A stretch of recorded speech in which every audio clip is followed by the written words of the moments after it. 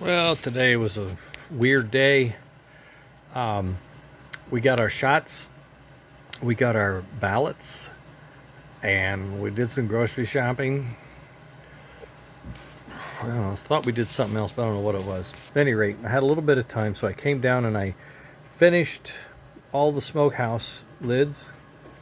This one was done, this one's done, this one's done, this one's done. And I was repairing the vintage smoke.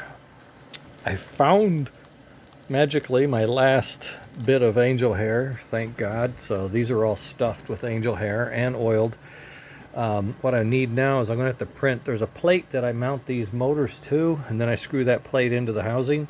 I'm going to have to print a couple more of those, unless I steal them, but I don't really want to take things apart. I'd rather put things together. So I'm going to do that. Then I'm going to work on the sensors, the switch and the magnet, and then wire in these boards to the places they need to go and work on that harness a little bit.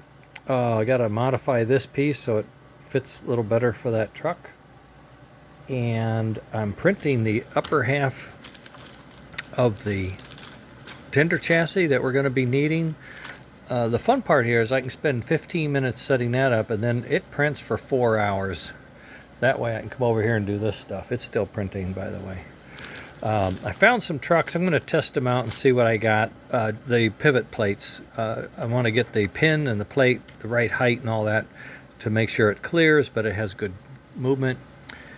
And I think that's the size of it. I did a test of these motors here, and these are DC cans. If you're unfamiliar with them, they're imported. They used to be $25, then $30, then $35. I don't know what they are today. This one I don't even think we can get anymore. It has a half speed worm gear. Very rare.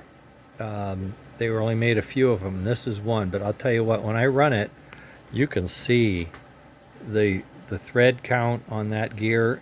This is slow. This is half speed. I put this at 17 volts, and it's just going well. I put this one at 17 volts, and it's screaming. I put ours at 17 volts, and it's screaming.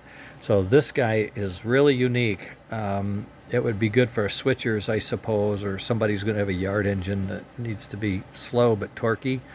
I don't know if we can even get them anymore. I always wanted to get the slow gear on the Flyer. The other thing about this thing is it uses very low amperage. This one matches ours just about. I think it's like 0.6 and ours is like 0.7 or something like that. This one is like 0.2 amps with nothing on it. Anyway, that's the gist of things, and I had a warning that there's going to be another cleanup. Apparently she came down and walked around. She's not allowed down here without supervision. You know, she might touch something. I don't know. She may have touched things. It's hard to tell. It's hard to tell because things, you know, are moved. You don't know it sometimes. Okay, I'm going. We're just being silly. Don't worry. Printing the lower half.